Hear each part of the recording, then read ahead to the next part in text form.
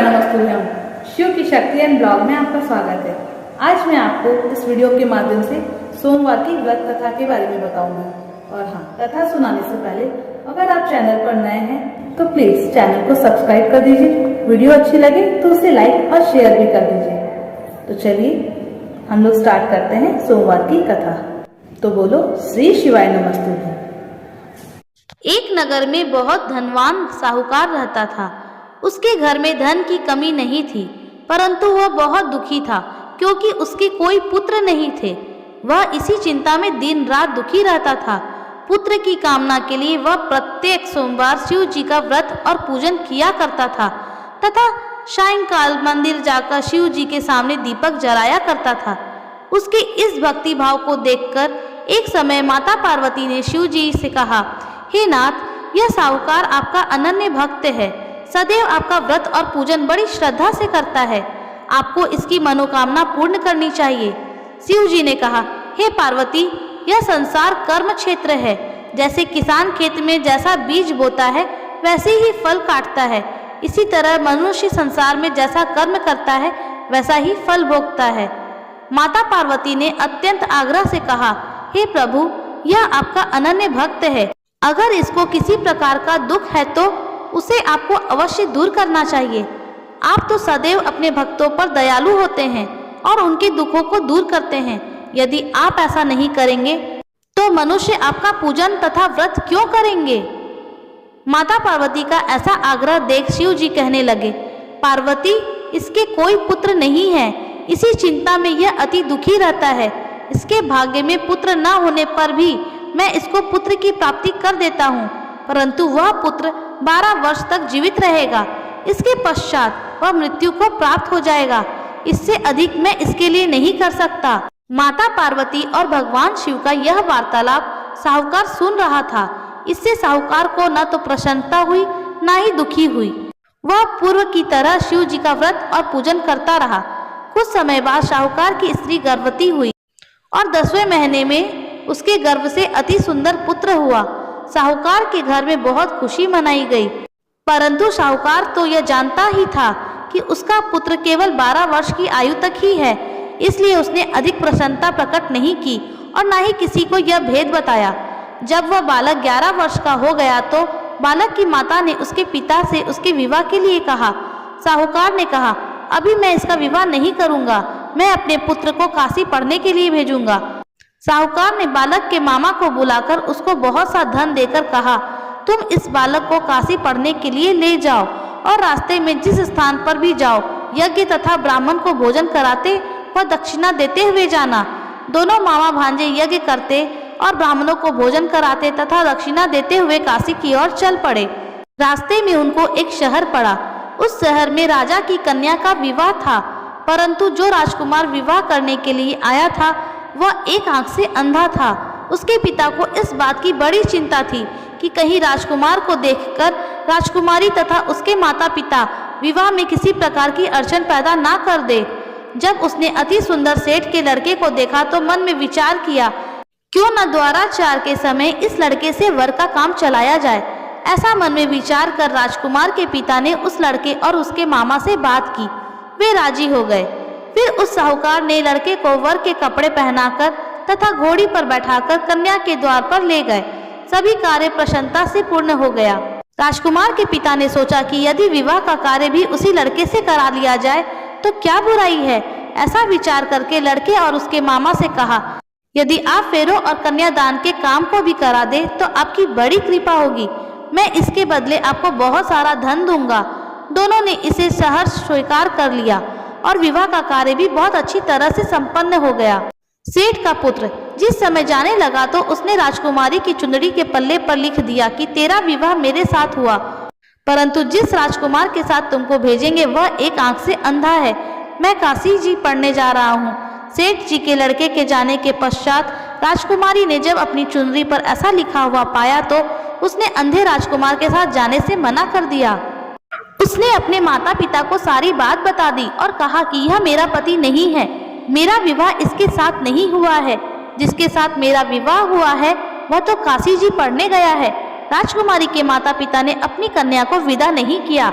और बारात वापस चली गई। उधर सेठ का लड़का और उसका मामा काशी पहुंच गए। वहां जाकर उन्होंने यज्ञ कराना और लड़के को पढ़ाना शुरू कर दिया।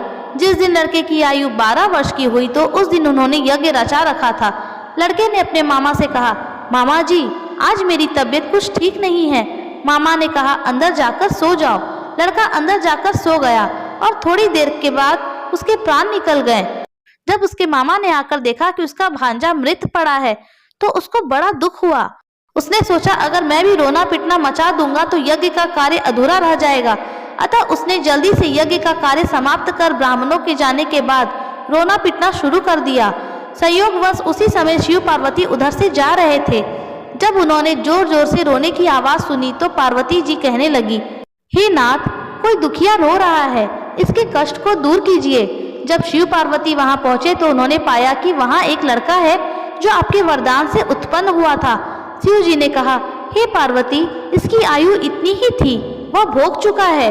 पार्वती जी ने कहा, हे नाथ, इस बालक को और आयु दो, नहीं तो इसके माता पिता तड़प तड़प कर मर जाएंगे। माता पार्वती के बार बार आग्रह करने पर शिव जी उसको जीवन का वरदान दे दिए। शिव जी की कृपा से वह बालक जीवित हो गया। शिव जी और पार्वती जी कैलाश पर्वत को चले गए। शिक्षा पूर्ण होने पर वह लड़का और उसके मामा उसी प्रकार यज्ञ करते, ब्राह्मणों को भोजन कराते तथा दक्षिणा देते अपने घर की ओर चल पड़े। रास्ते में उसी शहर में जहां उन्होंने उस लड़की से विवाह किया था, वहां जाकर उन्होंने यज्ञ प्रारंभ कर दिया। उस लड़के के ससुर वहां के राजा ने उसको पहचान लिया और महल में ले जाकर उसकी बहुत आवभगत किया। बहुत से दास दासियों सहित आदर पूर्वक अपनी राजकुमारी और जमाई को विदा किया। वहां से विदा होकर सेठ का लड़का अपने मामा व अपनी पत्नी सहित उसी तरह यज्ञ कराते हुए, ब्राह्मणों को भोज कराते हुए, दक्षिणा देते हुए अपने घर की ओर गए। घर जाकर लड़के ने अपने माता पिता को सारी बात बताई। इससे वे बहुत प्रसन्न हुए। हे शिव पार्वती, जैसे आपने सेठ व उसके परिवार को दिया वैसे सभी को देना। सोमवार व्रत कथा कहने सुनने और हुकारा देने वाले सबको देना।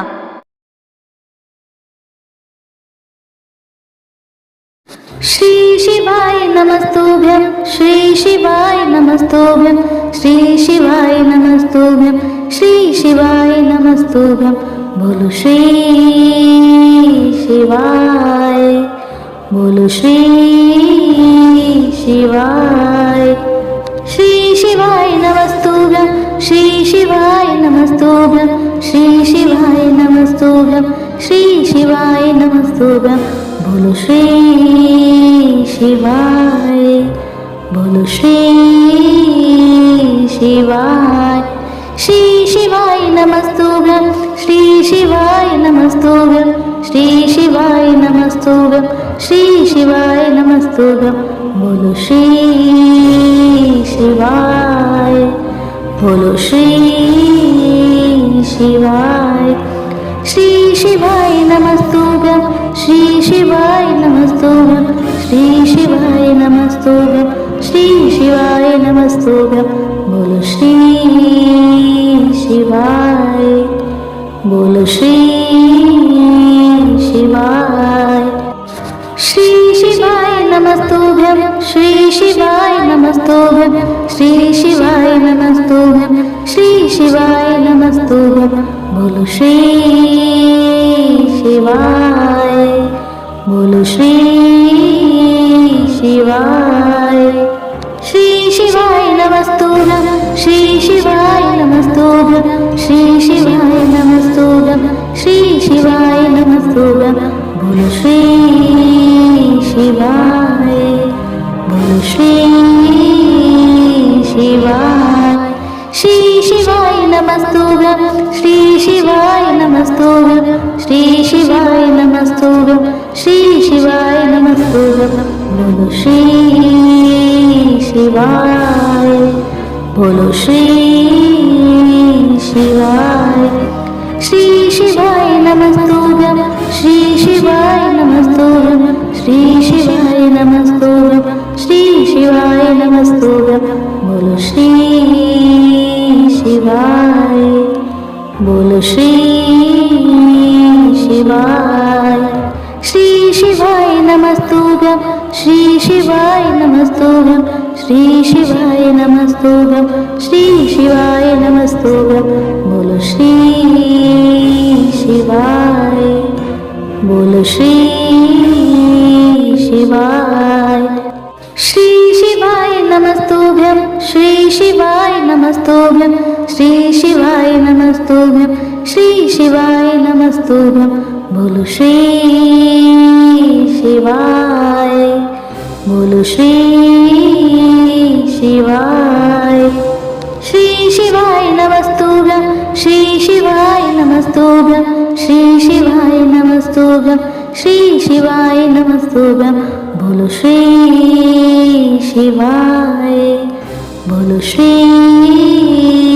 शिवाय श्री शिवाय नमस्तुभ्यं श्री शिवाय नमस्तुभ्यं श्री शिवाय नमस्तुभ्यं श्री शिवाय नमस्तुभ्यं बोलो श्री शिवाय बोलो श्री शिवाय श्री शिवाय नमस्तुभ्यं श्री शिवाय नमस्तुभ्यं श्री शिवाय नमस्तुभ्यं श्री शिवाय नमस्तुभ्यं बोलो श्री शिवाय बोलो श्री शिवाय श्री शिवाय नमस्तुभ्यं श्री शिवाय नमस्तुभ्यं श्री शिवाय नमस्तुभ्यं श्री शिवाय नमस्तुभ्यं बोलो श्री शिवाय बोलो श्री शिवाय श्री शिवाय नमस्तुभ्यं